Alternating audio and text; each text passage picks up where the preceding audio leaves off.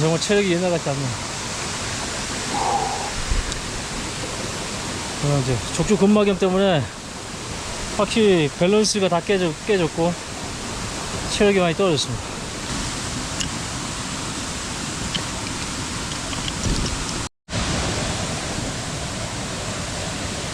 텐트 의자를 위에 결속했고요. 그다음 디팩, 촬영 장비, 배터리, 일단 전자기 같은 것도 방수팩 안에 기본 다른 악세사리 같이 포함되어 있고, 오늘 기타 야영 관련된 장비들. 그냥 그 아래쪽에 보시면 슬리핑 패드, 이건 자축 매트, 이게 이렇게 세팅이 되어 있습니다. 미스테리렌치에서 공식 인증한 최대 그 하중 무게는 150파운드, 그러니까 약 한 68kg, 거의 뭐 70kg라고 보시면 됩니다. 그러니까 웬만한 뭐 성인들, 아이들 같은 경우 응급처치 개념으로 여기에 업어서 데려갈 수 있는 정도의 그런 어떤 그 내구성을 가지고 있어요. 그래서 제가 이거 2단계 업그레이드, 가성비 업그레이드에서 봤을 때 정말 괜찮은 재난 대비용 생존 배낭이라고 얘기했던 게 이제 그런 기능도 내포하고 있습니다.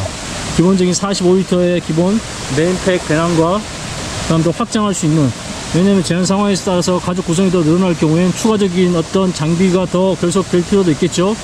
좀 더 큰 텐트가 또 들어갈 수 있을 거고, 겨울 같은 경우에는 침낭 같은 것들이 추가적으로 챙겨가야 될 그런 상황이 있을 수 있기 때문에 그런 것들을 이 배낭 하나로 어느 정도 커버가 됩니다. 최소 중요 장비들은 여기에 집어넣으면 되겠죠.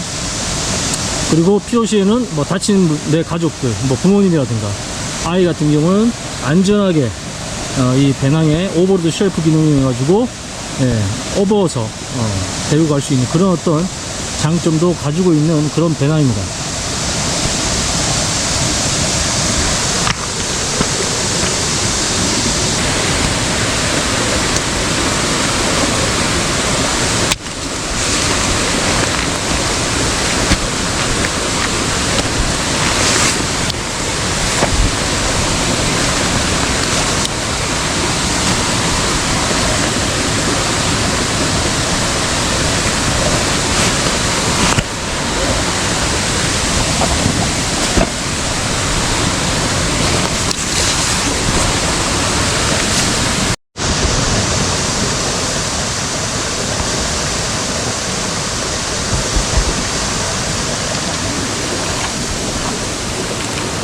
제가 가급적이면 이런 맑은 물처럼 보이는 계곡물도 그냥 마시지 말라 했던 이유가 어떤 제가 경험이 있었냐면, 이렇게 강원도 쪽에서 이렇게 골짜기를 타고 올라가고 있는데 정말 거기도 너무 아름답고 계곡이 너무 예뻤습니다.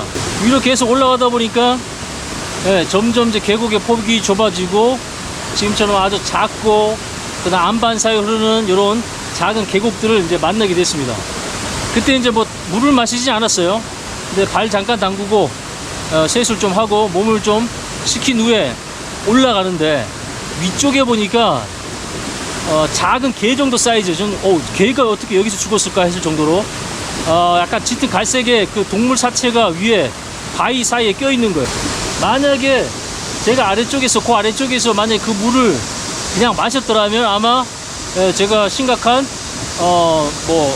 배탈이 나서 아마 생존이 끝났을 수도 있습니다. 굉장히 위험한 상황이 될 수도 있었을 거라고 생각해요. 왜냐하면 올라왔던 길이 굉장히 험했고 다시 내려가는 것도 힘들 뿐만 아니라 건강한 몸 상태라 할지라도 아마 제가 배탈이 난 상태에서 내려가는 거 거의 불가능했을 거고, 구조대도 이 위치를 찾기가 아마 매우 어려웠을 거고 시간도 많이 걸릴 겁니다. 그런데 이렇게 맑고 투명한 물도 그 상류 쪽에는 어떤 동물의 사체가 있는지 오염원인지 알 수 없기 때문에, 그래서 가급적이면 물을 끓여 먹거나 아니면 정수 필터를 이용해서 먹는 것을 추천드린 게 그런 이유 때문에 그렇습니다. 그런 경험이 있기 때문에 계곡물을 지금 깨끗하다고 해서 함부로 마시지 마라. 뭐 일급수에 사는 뭐 쉬리라든가 아니면 가재라든가 여러분들이 판별할 수 있는 책에서 나오는 그런 어떤 동물들이 있다 할지라도, 그런 생물들이 있다 할지라도 방심하지 마세요. 수인성 질병 일으키는 세균이 있는 그런 어떤 그 균들이 있는 물에서도 그런 뭐 일급수에 사는 가재들이라든가 기타 생물들은 충분히 생활할 수 있습니다. 근데 사람은 그 물을 먹어서는 안 된다는 거예요. 단순히 여러분 생물로 7세에 사는 생물로 먹을 수 있는 물이다 없는 물이다를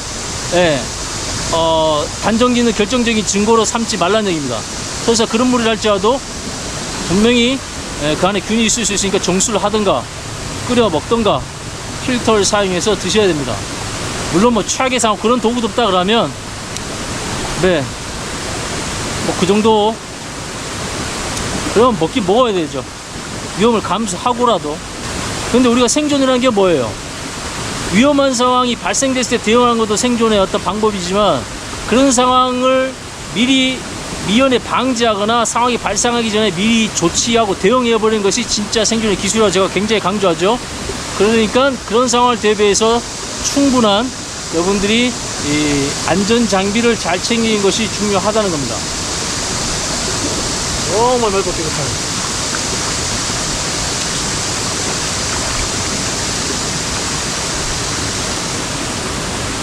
그런데 그냥 먹지는 말라는 얘기예요.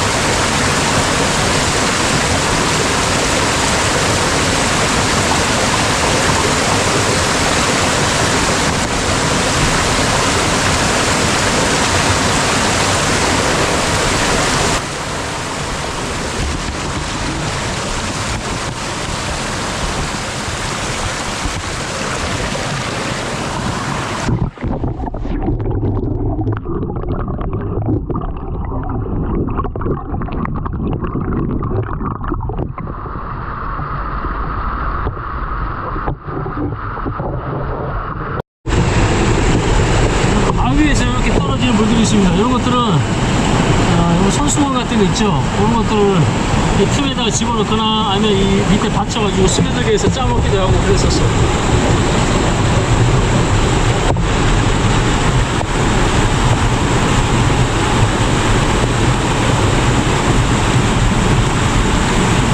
아니면 이끼 있죠, 이끼. 이거 뜯어가지고 긁어 모아서 짜서 먹었습니다.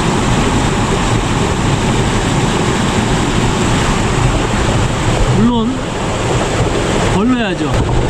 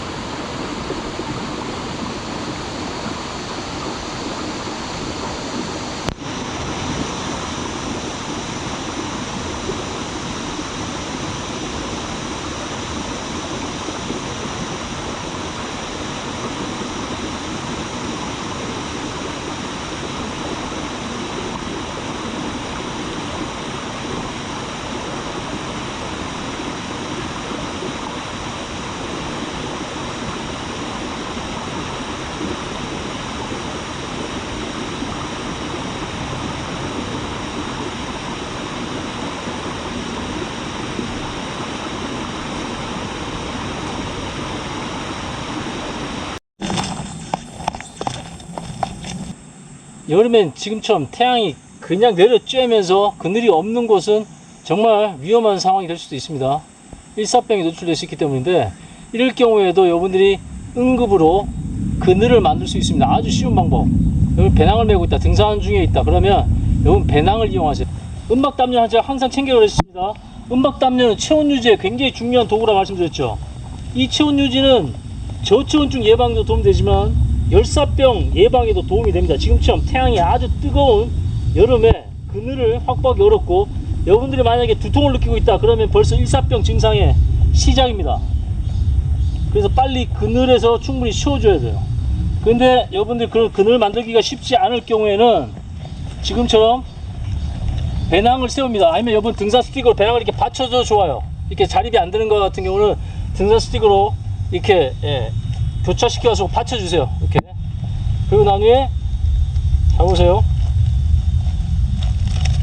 은박담요 이거 추울 때 쓰지만 지금처럼 아주 뜨거운 태양 아래서도 일사병 예방을 씁니다. 펼쳐요. 제가 늘 얘기하지만 활용도 높이기 위해서는 요거 끝부분을 일단 묶어줍니다.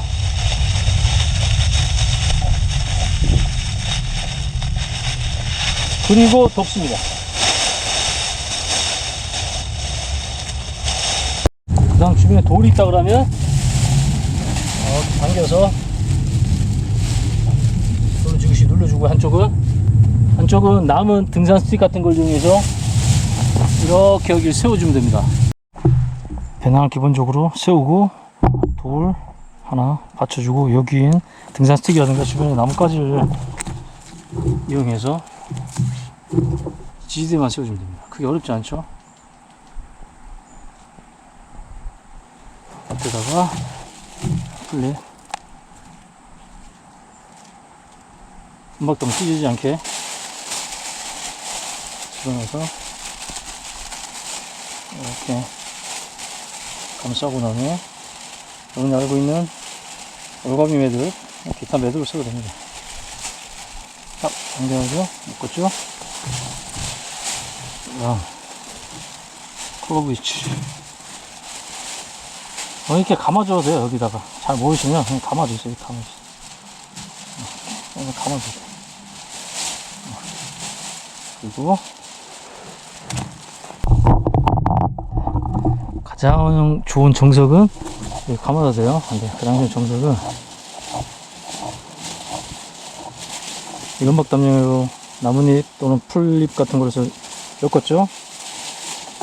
여기에 클로브 위치 잡으세요. 여기에 이렇게 오른쪽으로 왼쪽으로 선이 위쪽으로 가게끔 이렇게 한번 꼬고, 또 한번 똑같이 꼽니다. 두 개 만들어요. 오른쪽에 있는 거 밑으로 넣어, 왼쪽에 있는 게 위로, 이렇게 된 상태에서 뭐 나뭇가지라든가 뭐 등산 스틱 같은 거 좋아요. 이 상태 묶으면 이게 클로브 위치 딱 여기서 고정이 됩니다. 고정이 됩니다. 그럼 땅에 끌고 와서, 나머지 끌고 와서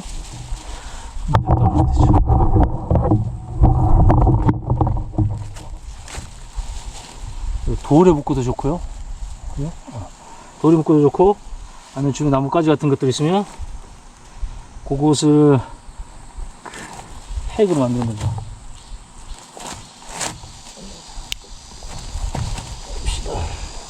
올라갑시다. 밟고요. 조그마한 주머니 칼 같은 걸 이용해서 뜯어냅니다.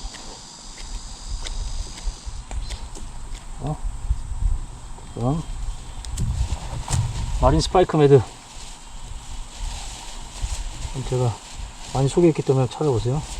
그 상태에서 이렇게 고장은 끝납니다. 잘 보세요. 기본적인 캠핑의 매듭과 종목으로 이렇게 지금 아주 뜨거운 태양 아래 그늘이 없는 곳에 지금 그늘을 만든 겁니다. 어렵지 않죠? 배낭을 은박담요만 잘 챙기면 됩니다. 이렇게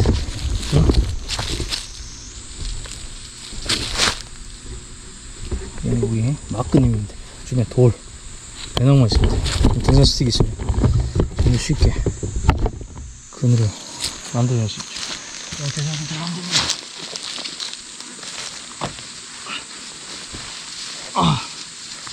그럼 지금 통풍도 되고, 보이시죠? 네, 통풍도 되고, 뜨거운 태양열 반사기 때문에 상당히 서늘한 그늘이 여기 만들어집니다.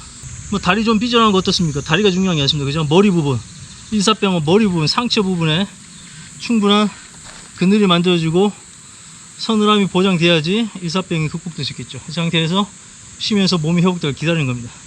이렇게 그늘이 많습니다.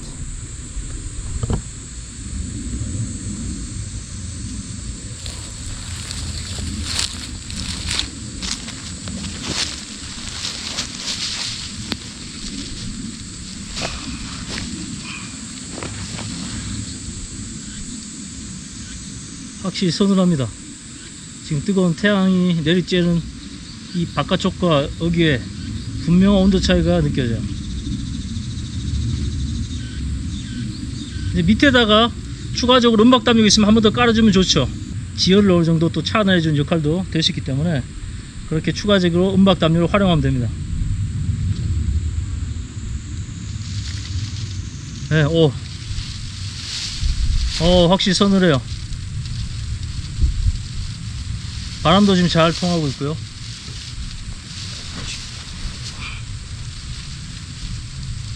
이렇게 응급으로 음박담요로 그늘을 만들 수 있다는 거 보여줍니다.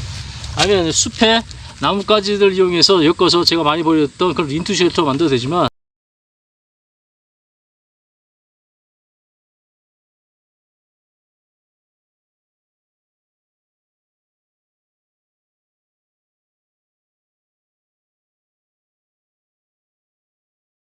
그런 나무가 없는 능선 같은 경우에는 이런 식으로 여러분들이 비상 쉘터 개념으로 그늘을 만들면 됩니다.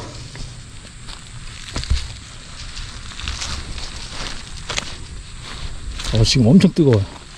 엄청 뜨겁습니다.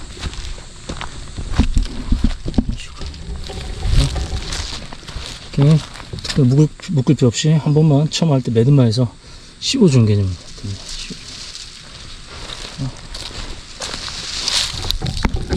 이런 그늘이요. 여기 또 물에 한번 담아주십시오. 여러분들이 그 배낭 커버가 없으신 분 음박담요로 배낭 커버를 아주 쉽게 만들 수 있습니다. 음박담요를 펼치기 전에 이렇게 매듭을 지어놓고요. 배낭을 씌웁니다.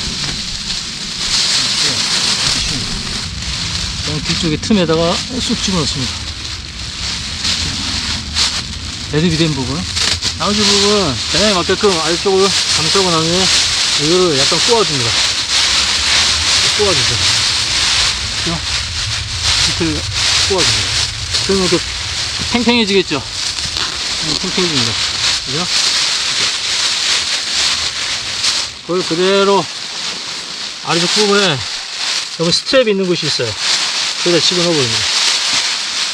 스트랩, 하단 스트랩 집어넣고 있습니다. 그러면 이렇게 됩니다.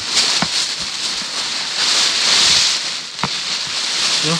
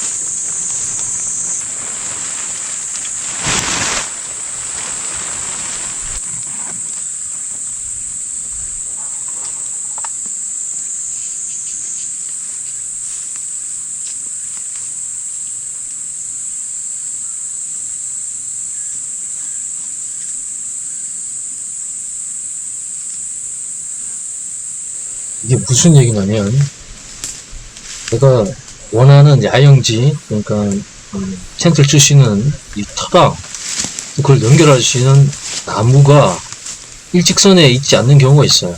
타프도 마찬가지. 그럴 경우에는 지금처럼 다른 주변에 있는 나무와 가장 내 텐트를 칠 그 장소와 가까운 곳에 있는 나무를 그냥 저렇게 줄을 쭉 연결해 봅니다.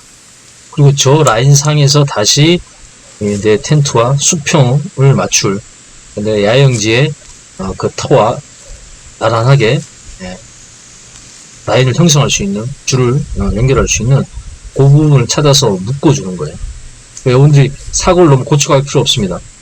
내가 원하는 그 야영 터 또 수경지 거기에서 나무를 묶어오거나 타프를 묶어줄 기준 어떤 포인트가 될 그 나무가 원하는 곳에 없다고 하면 이런 식으로 주변 나무에 그냥 줄을 길게 연결하고 그 줄 선상에서 여러분이 원하는 포인트를 딱 지정해서 엮어주면 그런 어떤 장소의 제약을 극복하게 되는 거죠. 그런 방법을 지금 보여드린 거예요.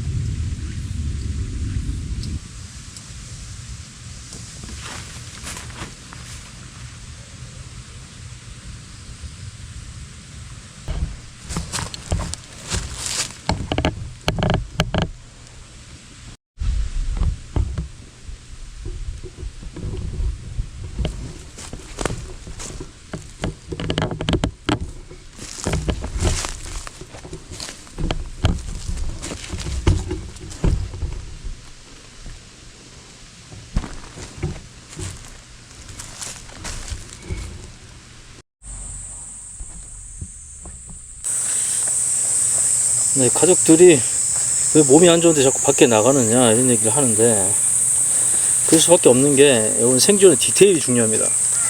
제가 생각하는 생존의 어떤 정보의 유용성이라든가 가치는 그 디테일에 있습니다.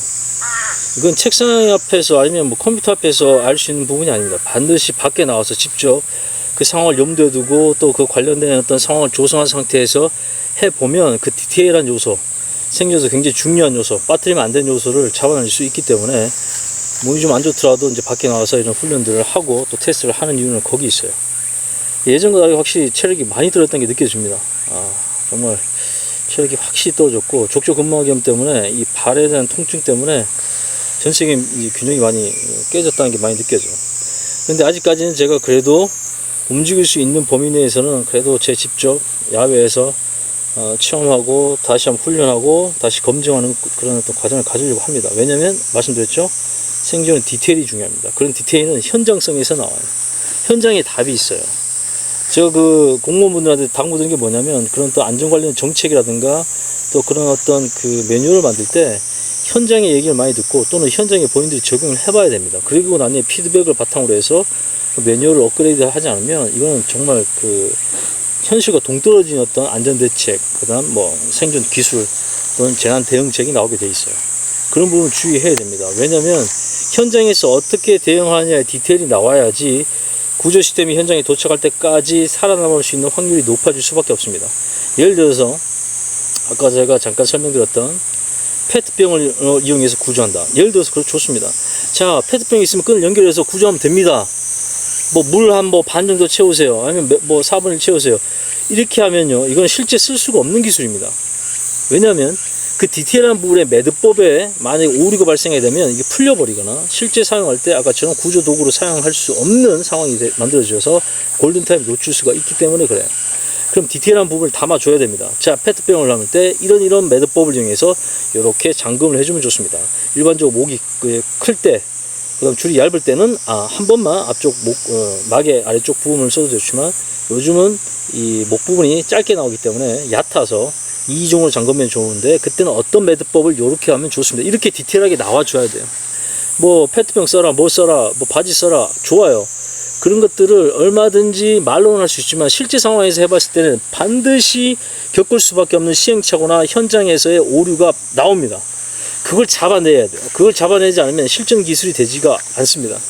제가 우려하는 게 보면, 이런 그 안전과 생존 관련된 분야에서 뭐 여러 분들이 계시지만 제가 볼 때 경험이 별로 없어요. 디테일한 부분의 경험을 실제에서 많이 적용하거나 시행착오를 하지 않은 분들이 많습니다. 그냥 이럴 것이다, 아니면 남들이 그렇게 했다는 내용을 그냥 갖고 와서 얘기하는 거, 그런 전달하는 정도 수준이 끝나는데, 그렇게 하면 한국형 생존 기술이라든가 재난대응법이 되지 않아요. 반드시 현장에 해봐야 됩니다. 그럼 우리가 가지고 있는 재난대응 시스템을 고려해서 그것을 같이 응용해서 이렇게 시너지를 가지게끔 그렇게 기술을 보완해주거나 수정해줄 필요가 있습니다. 아직까지는 제가 2, 3년 정도는 더 야외에서 이런 그 테스트를 하면서 검증을 하고 보완할 계획이에요.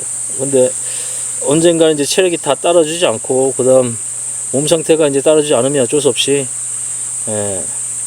그 범위에서 내가 겪고 경험했던 범위에서 이론적 정립을 이제 하면서 여러분한테 얘기하겠지만, 그래서 저도 아직 더 많은 훈련과 더 많은 시행착오를 해야 됩니다. 그래야만이 완성도가 높아져요. 제가 지금 검증했던 생존 기술들이라든가 장비들이 지금보다 더 개선되고 향상되려면 더 많은 제가 시행착오를 해야 됩니다. 그래야지 기존 장비의 단점들을 보완할 부분을 찾아내고, 또 기존 생존 기술과 이론들의 부족한 점, 좀 더 보완할 점을 찾아낼 수 있기 때문에 그런 과정을 거쳐야 돼요. 그래서 제 다음 세대가 분명히 제가 어설프게 만들어 놓았던 이런 유튜브를 통해서 그래도 저장된 내용들, 기록된 내용들, 또 그런 관련 기관에서 분명히 이걸 참조해서 업그레이드를 해줄 거라 생각합니다. 그 전까지는 제가 아직도 현역으로서 지금 계속 나와서 테스트, 그 다음 검증 과정을 거치고 또 그게 시행착오를 이렇게 남기도록 하겠습니다. 자, 그래서 생존은 뭐가 중요하다? 생존은 디테일이 중요합니다. 현장에서 적용할 수 있는 기술을 그러려면 디테일이 중요합니다. 그런 부분을 여러분들도 늘 염두에 두고 재난대응법, 생존기술 이런 것들을 고민해보고 또 같이 훈련해보면 좋을 것 같아요. 그리고 음박담요는 정말 여러분 너무나 유용한 장비입니다. 제가 늘 강조하지만 제가 그 채널명을 음박담요로 바꿀 정도로 당분간은 음박담요에 대한 부분을 강조하는 이유가 가장 준비하기 쉽고 저렴하고 가성비가 높고 꼭 천유지뿐만 아니라 구조 로프로도 쓸 수도 있고, 그 다음 필요한 그늘막으로 쓸 수도 있고, 뭐 매트용으로 쓸 수도 있고, 그 다음 뭐 삼각건처럼 이렇게 구조 스스로 응급처치하는 용품을 쓸 수도 있고, 끈으로 쓸 수 있고, 굉장히 다양합니다. 불쏘시개로 쓸 수도 있어요. 그래서 음악 담요는 기본적으로 꼭 3개, 많으면 많을수록 좋습니다. 3개 이상 꼭 챙겨 다니시고, 준비하실 때 준비하세요. 생존은 사실 남들보다 한 발자국 더 앞에서 준비하는 게 생존, 즉 우리가 서바이벌리스트라는 사람들의 특징입니다. 그 상황이 벌어지기 전에 미리 대응할 수 있도록, 또는 대응할 수 있는 장비를 미리 갖춰놓고 기술로 준비되는 것이 의미가 있지, 상황 터질 때까지 기다렸다가 터지고 나오니 뭔가 하는 것은 그냥 일반인과 크게 다를 바가 없어요. 물론 그때도 남도 준비된 장비를 어떻게 잘 쓰냐에 따라서 피해 규모는 달라질 수 있지만, 핵심은 그겁니다. 사고가 발생할 것 같다면 미리 그것을 감지하고 피해를 최소화할 수 있도록 미리 조치를 취한다거나 아니면 회피해버린 것이 진짜 의미 있는 서바이벌리스트 또는 생존을 추구하는 사람들의 모습입니다. 너무 근데 프레퍼 쪽에 집중하게 되면 여러분들의 일상생활에 반드시 영향을 줍니다. 그래서 일상에서는 여러분들이 내가 생활하면서 또는 우리 국가적 상황에서 처할 수 있는 여러 가지 위기나 재난들을 미리 상정해 두고, 거기에서 국가가 하는 영역과 내가 해야 되는 영역을 한번 구분해서 준비하고, 그 다음 국가가 할 수 없는 영역이 아니면 국가가 하지 못했을 때를 대비해서 추가적으로 준비하는 그런 과정으로 단계별로 증가시켜야지, 처음부터 여러분들이 프레퍼 개념으로 여러분들이 접근하게 되면 여러분들이 지칩니다. 그 다음 반드시 여러분들은 불필요한 지출을 또 하게 돼요. 그래서 그런 부분도 여러분들이 염두에 두고 생존도 준비하는 단계가 있다. 그래서 프레퍼라는 개념으로 가기까지 여러 가지 여러분들이 쌓아가야 될 과정들이 있고요. 그 다음 그전 일상과 관련된 생존, 내가 활동하는 어떤 여러 가지 업무 관련된 거 아니면 취미 관련된 부분들, 그런 것들에 대한 대응법을 먼저 준비하고 그 다음 프레퍼라는 개념으로 넘어가는 것이 바람직한 것입니다. 여러분들한테 우선순위는 먼저 일상에 대한 생존, 거기에 대한 준비가 가지고 되면 그런 장기적인 독자적인 어떤 생존, 이런 것들로 발전하는 게 좋을 것 같습니다. 저한테 그런 걸 묻는 분이 계셔서 답을 드린다면, 생존에 대한 부분도 카테고리가 있고 우선순위가 있고 준비해야 될 단계가 있다. 그런 부분을 염두에 두고 준비한다 그러면 좀 더 체계적이고 실용적인 생존 대비가 될 것이라 생각이 됩니다. 일단 여러분들 일상생활에서 숨수건도 안 갖추고 있고, 그 다음 차량에 차량 탈출도구, 유리 파쇄기 같은 차량 탈출도구라든가 불꽃시험기, 차량 소화기도 비치를 해두지 않은 상태에서 나는 1년치 식량을 준비하겠다, 벙커를 만들어서 전쟁 났을 때 대피하겠다, 나만 살아남겠다, 그런 것들은 좀 우선순위에 맞지 않습니다. 그래서 또 그런 것들을 너무 높게 잡게 되면, 프레퍼 개념을 먼저 잡게 되면 여러분 일상생활이 거의 불가능합니다. 그리고 이런 표현 좀 그렇지만, 현실의 어떤 상황에 대한 이해를 너무 과몰입해서 스스로의 일상에서 스트레스를 받는 그런 문제를 만들 수 있습니다. 그래서 그런 것들은 바람직한 마음가짐이 아닌 것 같아요. 그래서 너무 두려워할 필요는 없습니다. 근데 충분한 준비를 할 필요는 있어요. 그 준비에도 단계가 있다. 일상에서 관련된 것들을 먼저 준비하고, 그 다음 장기적으로 국가가 손을 대지 못하는 수준의 재난, 통제가 불가능한 재난이 왔을 때, 그 다음 내가 준비해야 될 것들을 그렇게 여유가 됐을 때 차근차근 준비하면 됩니다. 사실 제가 개인적으로 식량 비축 같은 경우는 한 1개월 정도가 적당하다고 봐요. 1개월. 식량 비축은 1개월 정도. 그냥 솔직히 우리 집안에 있는 대부분의 식량들 끌어모으면요, 평상시에 먹던 것도 보면 한 2에서 3주, 길게는 한 달까지도 가능합니다. 쪼개서 먹게 되면. 식수도 마찬가지.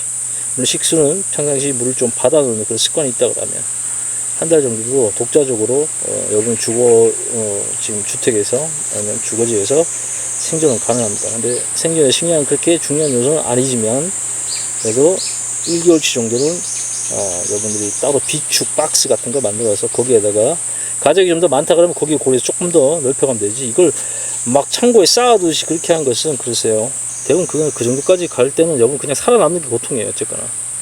그래도 난 살아남겠다 그러면 벙커 만들고 또 집 하나 따로 사서 시골에 다시 비축하는 것도 나름대로 의미 있습니다만, 모든 사람들이 그렇게 할 수 없기 때문에 여러분들 할 수 있는 것부터 하는 게 좋아요.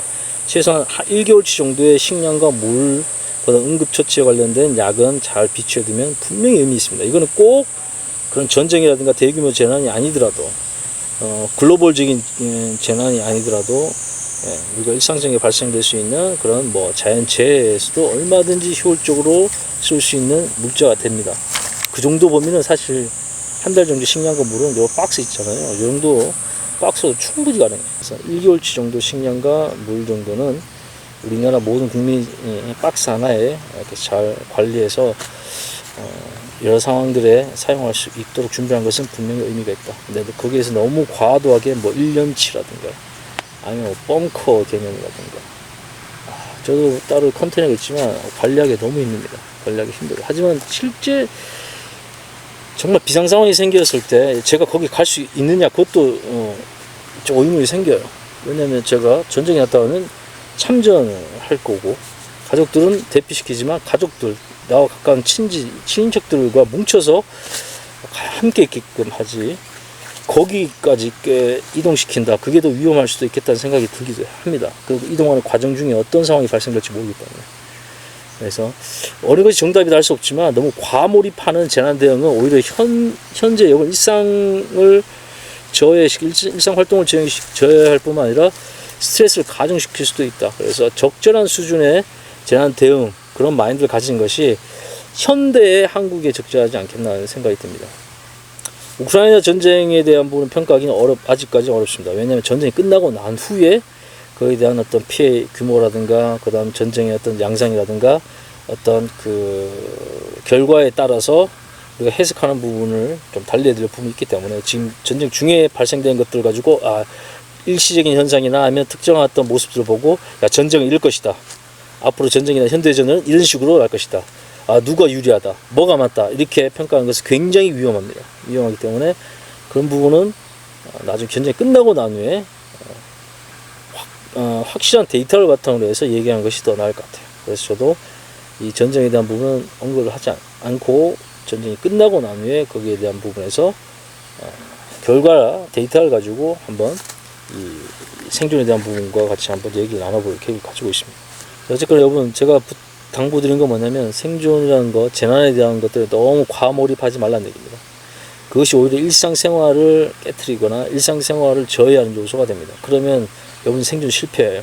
지금 살아가는 여러분 일상에서 먼저 안전하고 건강하게 살아가고, 일상에서 발생될 확률이 높은 재난과 생존 어떤 위기들을 빨리 대응하는 것들을 먼저 준비하고 난 후에 그런 대규모 통제가 불가능한 재난까지 여러분들이 고민한 게 맞다고 봅니다.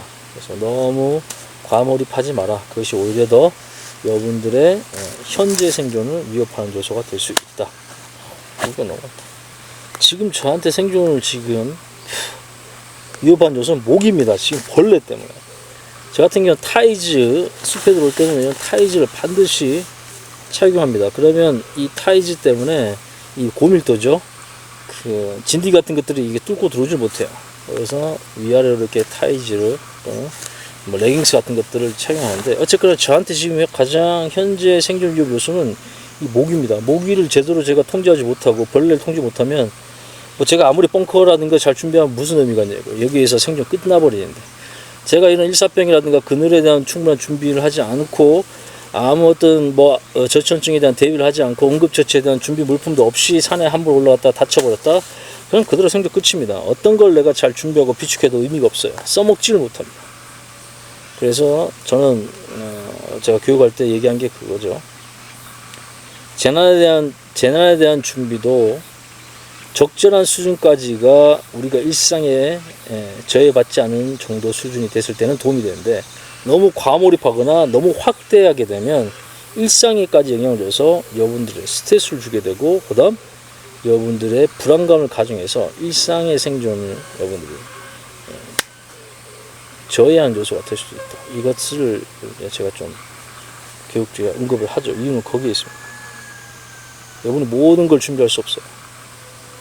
모든 상황에서 살아남을 수 없습니다. 그러니까 일단 내가 할 수 있는 것부터 하는 것이 좋아요. 큰 돈을 들이지 않고, 큰 노력을 들이지 않고, 큰 기술이 없는 것부터 당내적으로 이렇게 준비를 해 나간다 그러면 여러분들은 좀 더 편안하고 심지어 안정감을 가진 상태에서 일상생활을 누릴 수 있을 겁니다. 그걸 남한테 강요할 필요는 없습니다. 그러면 된 거예요. 여러분 본인 스스로 그런 안정감을 느낀다면 그러면 된 겁니다. 그 이상에 대한 부분을 과도하게 몰입하지 말라는 얘기예요. 그리고 차라리 내가 겪을 수 있는 재난을 남대로 한정 짓는 것도 남대로 현명한 재난 대응법. 내가 겪을 수 있는 실제 겪을 수 있는 재난이 어떤 것들인지 이걸 한정 지었고 카테고리를 지어서 그렇게 단계적으로 준비한 것이 오히려 더 현명한 재난 대응법이 될 수 있습니다. 그래도 현실적일 수도 있고 또 본인의 정신 건강을 위해서도 그렇게 제한을 두는 것도 의미가 있습니다. 외계인 침공까지 운석 지구 충돌까지 생각하면 여러분 의미가 없어요. 살아가는 의미가 없어요, 여러분들. 재미가 없습니다. 파란 하늘 보면서 맑고 화창한 하늘을 느낄 게 아니고 저 하늘에 뭐가 떨어지지? 나가다가 지금 떨어지면 어떡할까? 이렇게 된다 그러면 지금의 현재 삶을 누리지를 못해요. 그러면 그건 자체가 생존의 의미가 없어요. 지금 자체를 누리지 못하고 지금 자체의 생존의 의미를 깨닫거나 이걸 누리지 못하는데 무슨 생존에 성공했다 얘기할 수 있냐고요. 지금 스트레스 받아서 겁나서 두려워서 내 스스로 갉아먹고 있다. 그렇게 하면 지금 생존은 이미 실패인데 일상생활이 불가능한데. 그러니까 그런 것들도 남들 여러분들이 적정 수준을 한계지는 것도 현명한 방법이다. 모든 재난에 대한 부분을 다 생각하고 염두에 두면 오늘 일상생활이 힘들다. 그렇게 여러분들이 마음대로 한계를 정해두는 것이 좋겠다는 생각이 듭니다. 또 제 말도 정답 아니지만 제가 쭉 연구해보고 고민해보고 남들 또 현장에서 이렇게 적용해보고 하면 그게 더 현명하겠다는 생각이 들어요. 재난을 제한하라.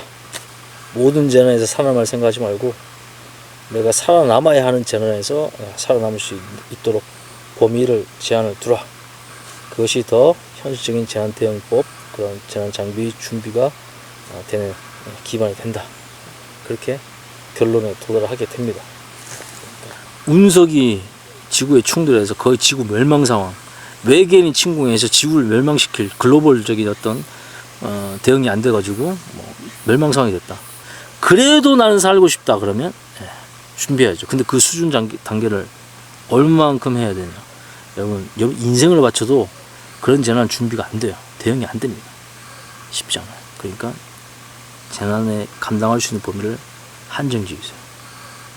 그리고 우선순위를 정하세요. 그리고 최소 정도 기본을 갖추면서 한 단계씩 업그레이드 한다면 여러분들이 충분히 현대 재난, 그 다음 사고, 그 다음 생존 어떤 위기 상황에서 대응할 수 있는 어느 정도 밑바탕은 다 됐다고 봐요. 너무 과하지 마세요. 과몰입하지 마세요. 너무 확대하지 마세요. 할 수 있는 것도 합시다. 그런 의미에서 여러분 음박담요, 차량 탈출 도구, 불꽃 신호기, 차량용 소화기 꼭 좀 잘 챙기십시오.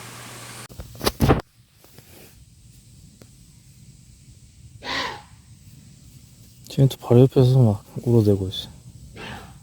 숲속의 장점이 동물 친구들하고 아주 가깝다는 얘기입니다. 야, 그냥 갈 길 가세요.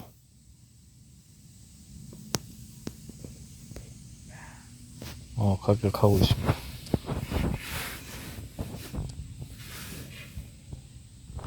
불을 켜면 벌레들이 다 모이기 때문에 불을 켜지 않고 있어요. 이 상태에서 그냥 지친. 피곤하네. 근데 고라니가 자꾸 주변에서 뛰어놀고 있습니다. 확실히 그 산속의 온도 변화가 꽤 심하다고 해야 되나요? 온도차가 꽤 심합니다. 한 6월 초에서 7월 한 초까지는 밤이라도 산속이라 하더라도 온도 변화가 그렇게 크지 않았어요. 새벽에 그래도 그렇게 춥다는 느낌이 없이 특별하게 옷을 입고 아니면 침낭을 쓰지 않더라도 잘만 했습니다. 근데 7월 중순이 넘어가니까 확실히 한 새벽 정도가 되니까 온도가 급격하게 떨어지는 게 느껴집니다. 그러니까 밤까지는 후덥지근하다가 그다음 새벽이 되니까 순식간에 온도가 떨어졌어요. 뭐 침낭 없이 잘만 했습니다. 그냥 이런 보온 자켓 하나만 제가 덮고 침낭을 사용하지 않고 자긴 했지만, 그만큼 어쨌든 온도차가 많이 발생하기 때문에 이 정도의 기본적인 보온 자켓이라든가 여분의 옷을 챙기지 않으면 산속에 만약에 조난을 당하거나 아니면 여러분들이 생존 배낭을 챙겨서 야외에 일단 잠시 뭐 대피한 상황에서 여름이라 할지라도 극하게 떨어지는 온도 변화에 뭐 노출됐을 경우에는 감기에 걸릴 수도 있습니다. 그래서 꼭 침낭을 못 챙긴 상황이다 그러면 여러분이 잘 안 입는 여분의 옷 같은 것들, 그런 것들을 또 잘 챙기는 거, 그것도 굉장히 중요합니다. 어제도 만약에 여벌의 옷이 약간 보온 자켓이 없었다면 잠자는 게 거의 힘들었다. 왜냐면 하체는 상대적으로 추위에 좀 강한 편이죠. 노출되더라도. 그러니까 하체가 근데 굉장히 서늘하고 차갑다는 느낌이 들었고요. 상체를 덮고 있는 이 보온 자켓을 입고 있는 부분은 그래 따뜻하다. 그래서 충분히 잘만 했습니다. 그래서 그 작은 차이 하나로 그 수면의 질도 달라지고, 그 다음 감기에 걸릴 수 있는 어떤 확률도 현저히 낮출 수 있기 때문에 그런 것도 여러분들 염두에 두세요. 저는 여러분들한테 그 야영의 어떤 낭만을 얘기하는 사람은 아니죠. 뭐 야영이라든가 아니면 생존에서 여러분들이 놓칠 수 있는 부분, 좀 안 좋은 부분, 그 다음 잘 언급하지 않는 부분들을 저는 이제 많이 언급을 하다 보니까 생존 이런 야영에서 낭만을 얘기하는 다른 어떤 영상들로 힐링하시고, 저 같은 경우는 야영 같은 거 할 때 이런 부분이 없으면 힘들겠구나, 하면 생존 배낭에 이런 물품이 없으면 참 괴롭겠구나, 이런 것들을 여러분들이 간접적으로 느꼈으면 좋겠습니다. 다행히 이런 그냥 숲에서도, 야생의 이런 어떤 환경에서도 아무것도 아닌 이런 저렴한 텐트, 특히 이런 모기장 기능이 있는 텐트만 가지고 있어도 이 수면의 질이 완전히 다르다는 걸 제가 또 보여드린 겁니다. 이 멋있게 막 다른 어떤 영상들처럼 막 드론 띄워 멋있게 숲안에 뭐 아니면 텐트의 어떤 풍경, 야경 이런 것들을 굳이 담을 필요는 없죠. 제가 강조하고 싶은 것은 이런 그 아무것도 아닌 이 10만원짜리 이런 텐트, 이런 텐트들이 야생의 환경에서 정말 이 수면의 질을 높이는데 큰 역할을 합니다. 비가 오더라도 당연히 저체온증 예방에 방패막이 돼주기도 하고. 그러니까 가격의 문제가 아니에요. 여러분 사전에 준비를 얼만큼 잘 하느냐, 그 다음 그런 또 남대로 가성비 장비들을 잘 챙겨놓고 잘 활용할 수 있느냐, 이런 것들이 중요한 겁니다. 그래서 직접 제가 뭐 저렴한 텐트를 테스트를 해본 것도 비싼 거는 비싼 이유가 있고 그만큼 뭐 가치가 있습니다. 물론 그보다 못한 것들도 있긴 하지만 대부분 비싼 만큼 검증된 브랜드에서 판매하는 그런 장비들은 나름대로 그 비싼 이유가 있어요. 하지만 그것을 우리가 충분히 우리가 그런 장비를 모두 다 구매할 정도로 경제 여건이 이렇게 여유가 있는 건 아니죠. 그래서 가성비 장비들을 이렇게 찾아보고 여러분한테 소개하고 있지만, 그래도 그런 장비들이라도 여러분들이 챙기면서 점점 업그레이드를 해가는 거를 추천드립니다. 이건 뭐야? 렌즈 습기가 차버렸네.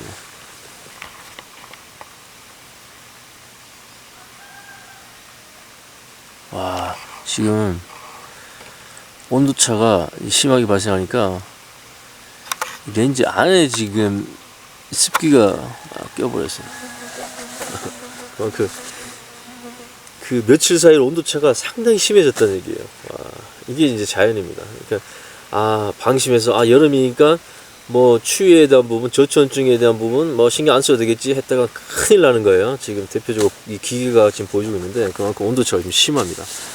그러나 이런 간단한 텐트만 잘 구비하더라도 야외 환경, 재난 대피 환경, 아니면 이런 정말 야생의 환경에서 조난당했다 할지라도 정말 그 저체온증을 막아주면서 저체온증을 예방하면서 그래도 숙면의 질을 높일 수 있는 그런 환경을 조성할 수 있다는 거, 요게 굉장히 중요합니다. 이것은 캠핑 상황뿐만 아니라 여러분들이 제한 대비 상황에서 왜 텐트가 필요한지, 특히 여름 같은 경우는 왜 모기장 기능을 가진 어떤 텐트들, 이런 그런 기능의 어떤 쉘터들이 중요한지, 그걸 또 간접적으로 보여주는 그런 하나의 사례라고 볼 수 있습니다.